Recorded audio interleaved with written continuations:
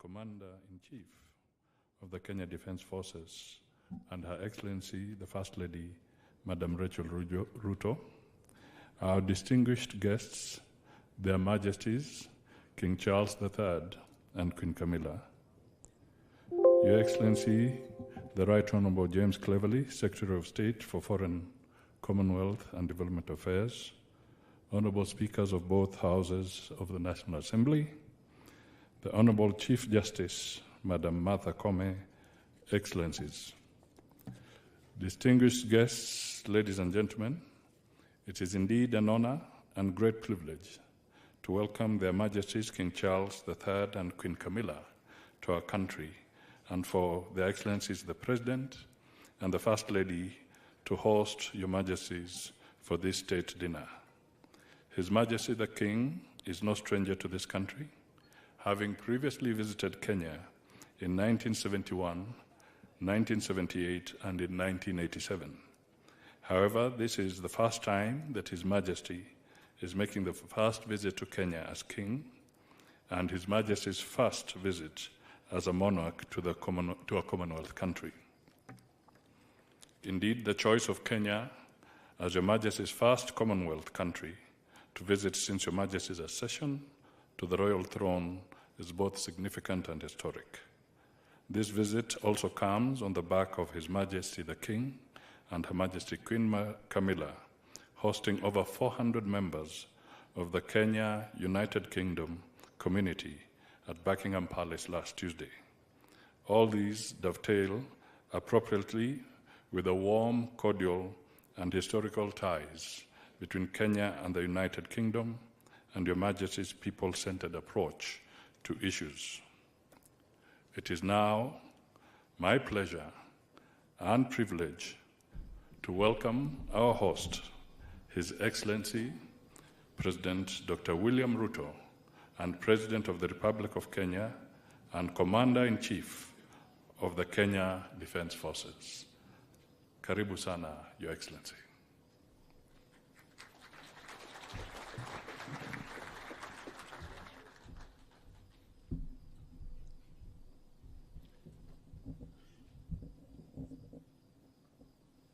Your Majesty, King Charles III, Your Majesty Queen Camilla, distinguished guests, I am delighted to have this opportunity once more to convey to you what an honor it is to receive and host you in Kenya as you make your 5th visit and the first since your coronation.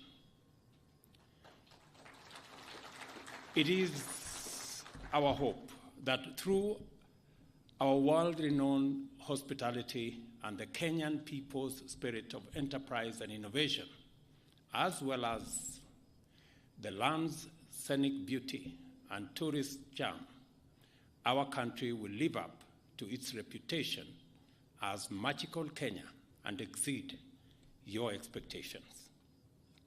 In due course, you will have occasion to tour many areas of great personal significance for you and your family, and many others of equal historic significance and importance for both our countries.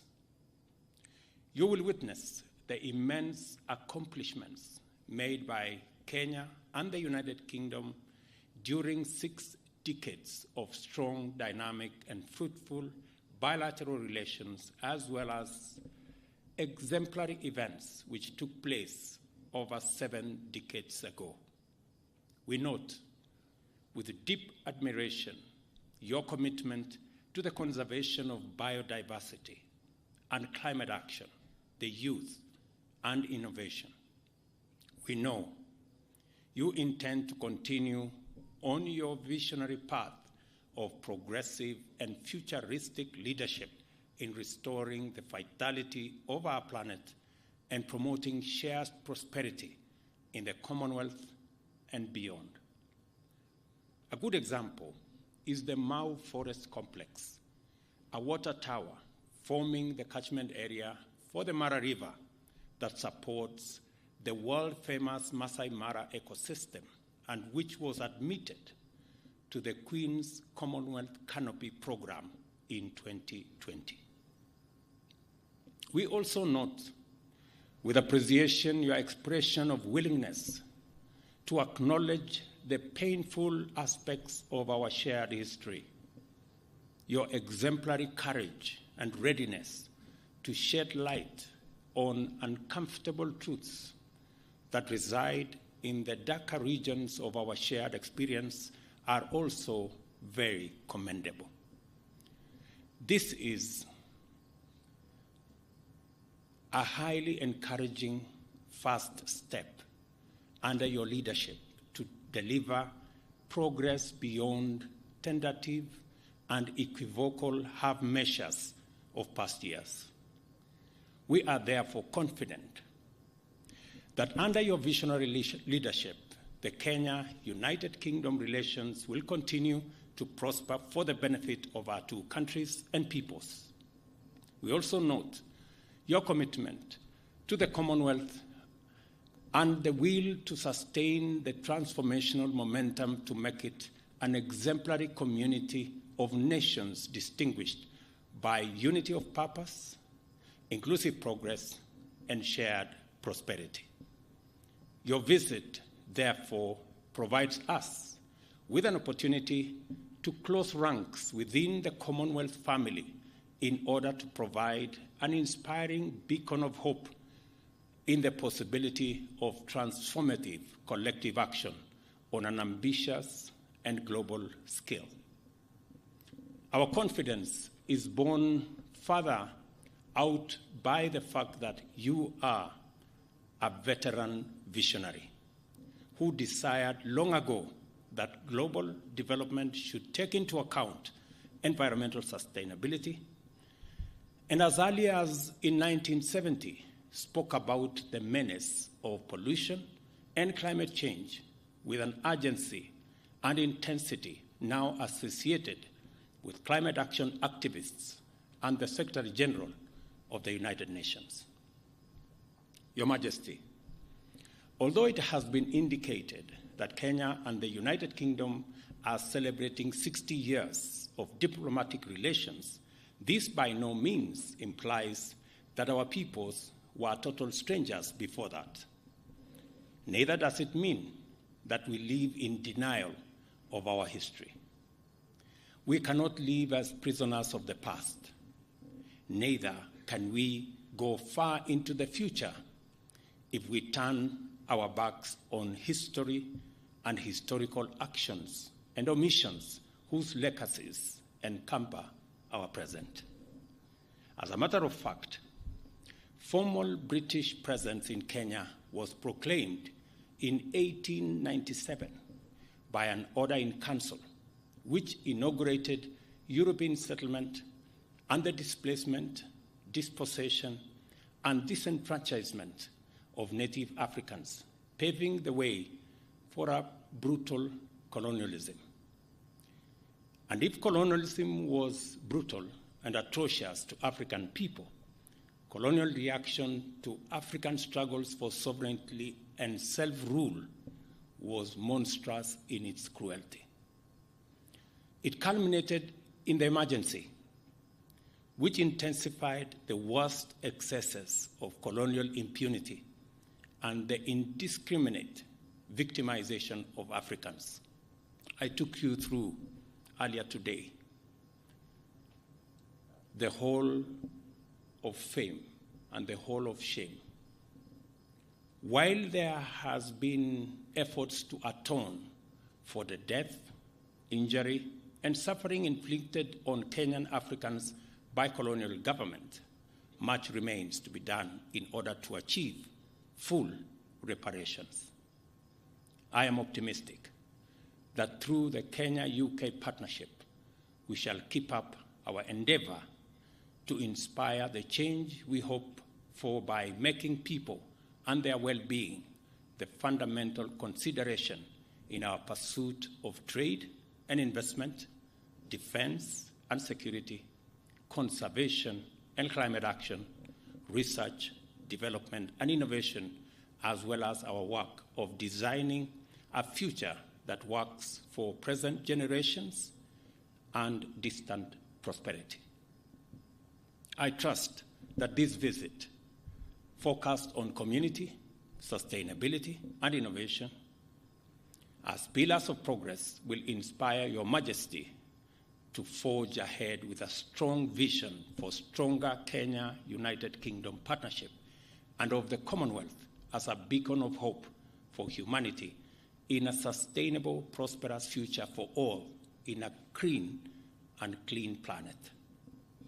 I wish you great success on this visit and much delight during your stay in Kenya.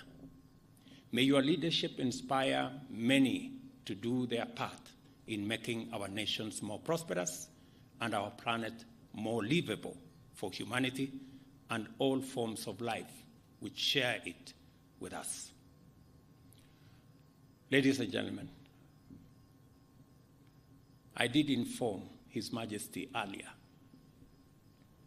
that in Kenya there is a concept called kingpin, and there is a contest for kingpins around Kenya. Different regions have different kingpins. And there is a vicious contest for this kingpin position, which literally amounts to not so much. But this week, all contests about kingpins have been suspended because the king himself is in town.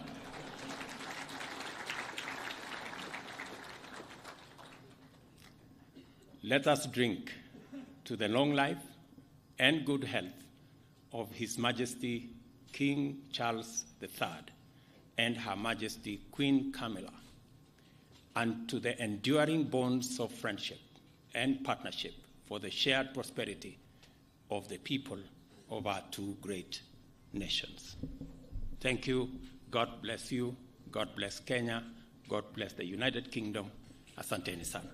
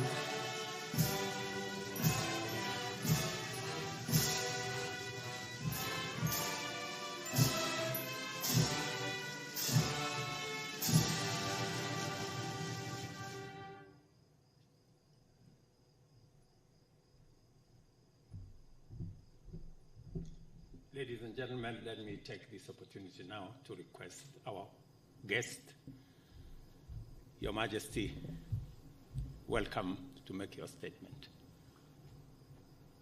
And we can take our seats. Thank you.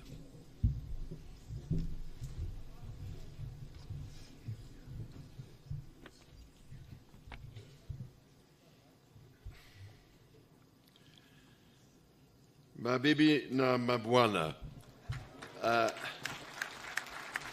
hamjambo, niaje, ni furaha yangu kuwa nanyi jioni ya leo. I cannot tell you what a great pleasure it is for my wife and I to be back in Kenya once again. I am enormously grateful to you, Mr. President, Madam First Lady, for your most generous invitation to make this state visit. The tremendous hospitality you have shown us and the wonderfully warm welcome that you and the people of Kenya have extended to us have touched me deeply. If I may say so, it is particularly special to be able to return to this extraordinary country in the 60th year of your independence. Today, Mr. President, you and I stood by the mighty Mugumo tree, which marks the spot where almost 60 years ago the Kenyan flag was first raised. It seemed to me that the tree is thriving, strong and deeply rooted, just as this great republic and her people continue to thrive. It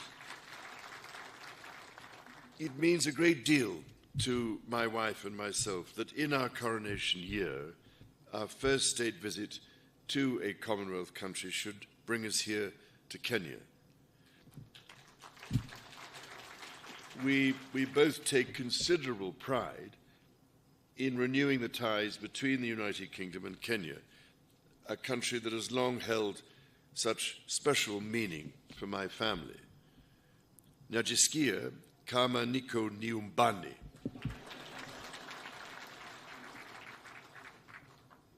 Now, it is well known, I think, that my dear mother, the late Queen, had a particular affection for Kenya and the Kenyan people. She arrived here in 1952, a princess, but left as Queen.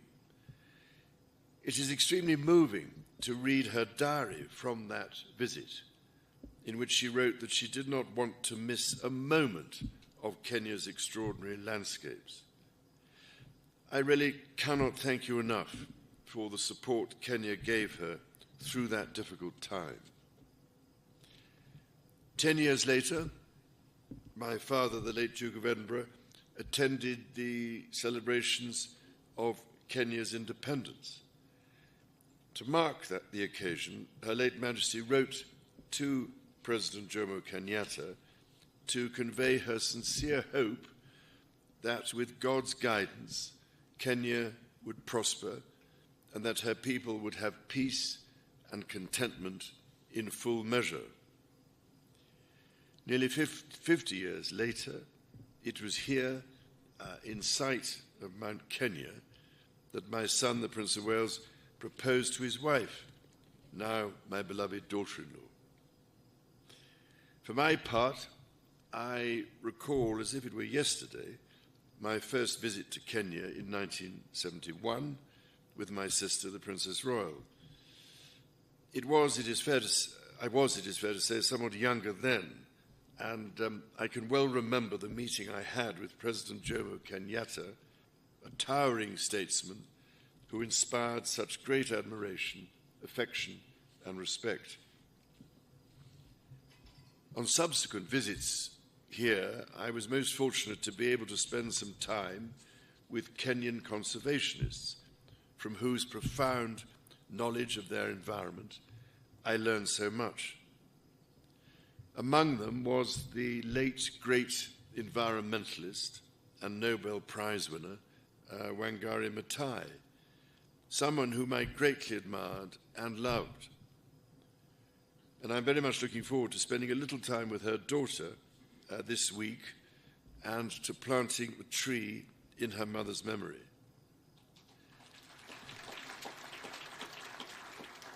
As Wangari Maathai said, when we plant trees, we plant the seeds of peace and seeds of hope. We also secure the future for our children. This is a sentiment that, as avid dendrophiles, lovers of trees, I know, Mr. President, that you and I share. Indeed, having been planting trees for most of my life, I thought I was doing rather well. But your ambition to plant 15 billion trees makes me look rather more critically at my own efforts. Ladies and gentlemen, my own and my family's special connections to Kenya are but one example of the myriad links between our two countries. The British people hold a deep affection for Kenya and visit in their tens and even hundreds of thousands every year. By the same token, I am delighted and proud that so many Kenyans choose to live, work and study in the United Kingdom. My wife and I held a reception in London to celebrate the invaluable contribution of Kenyans and British Kenyans to almost every field of British life, from the arts to medicine to academia.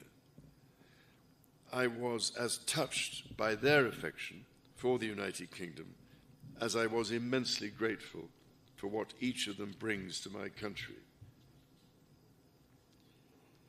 It is the intimacy of our shared history that has brought our people together.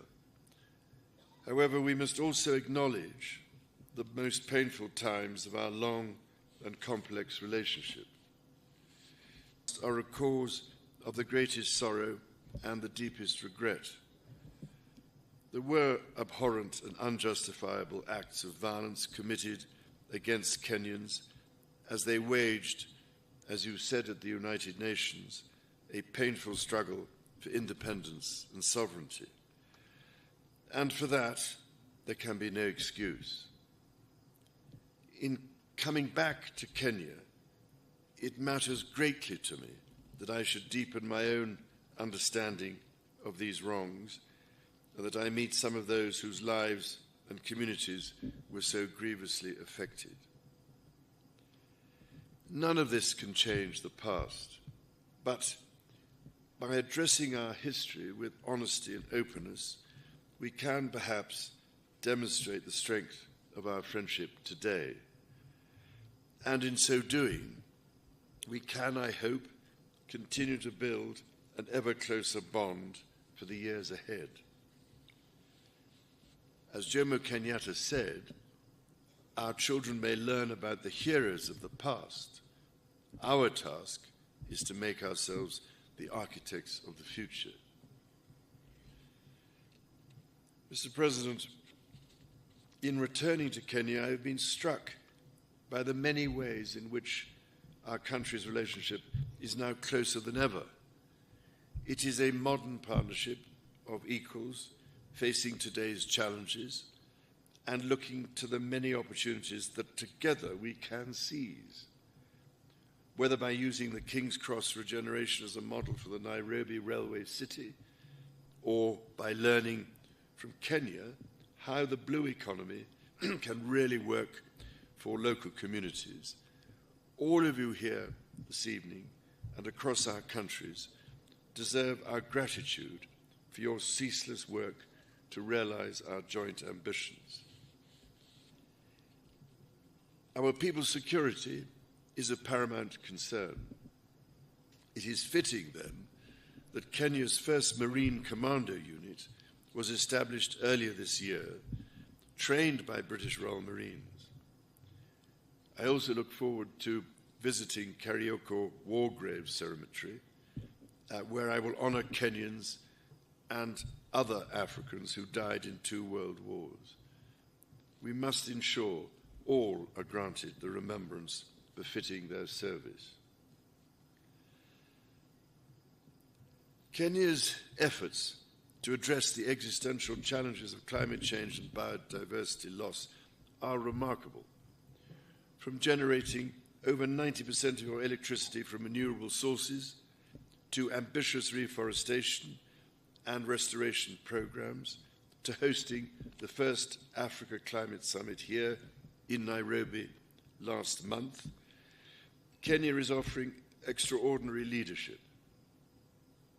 The Nairobi Declaration brings together different peoples whose cooperation will be essential to solve some of the serious environmental and ecological challenges not only facing us in the future, but facing us here and now.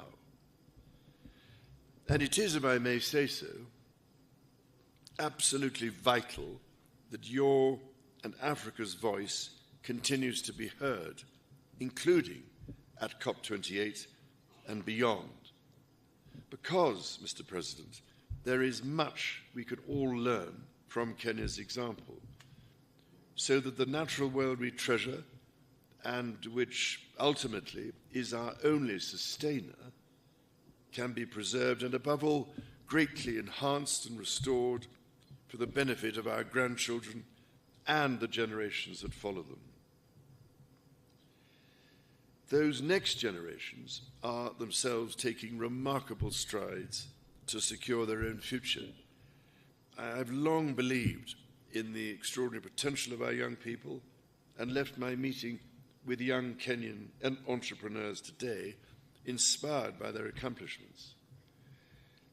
It gives me great pride, therefore, that the Prince's Trust, which I established very nearly 50 years ago to support young people, is now operating in Kenya, and that in 2021, Ekalali Susan from Turkana County became the first Kenyan winner of the Trust's Global Award for her entrepreneurial efforts to help lift her family out of poverty.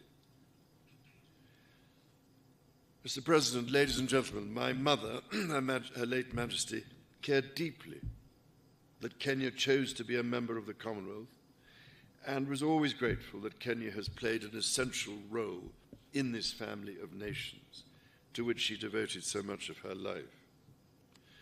On this, my first state visit to a Commonwealth country, I wish to reaffirm my own pledge to support the Commonwealth's bold vision for action and the values upon which it rests. That 1/3 of the world's population, united by peace, justice, tolerance, and mutual respect, should commit to protecting our environment and the most vulnerable in our societies. To this endeavor, Kenya makes a profound difference. It is here in Nairobi, for instance, that Kenya hosts the only United Nations headquarters in the Commonwealth, indeed in Africa and the Southern Hemisphere. In this, as in so much else, Kenya is helping to shape our world and forge our future. The extraordinary ingenuity of the Kenyan people fuels these endeavors. Your environmentalists and your entrepreneurs, your religious leaders, artists, scholars, soldiers and athletes, your elders and your youth. And so, Mr. President, if I may, I would like to propose a toast to you and to the people of Kenya. It is upon the enduring connection between our people that our partnership rests. It is on their enterprise, imagination, and fortitude that our common hopes depend. Together we are stronger, together our future is more secure, and together, as your national anthem says, may we dwell in unity, peace, and liberty. Umoja ni nguvu.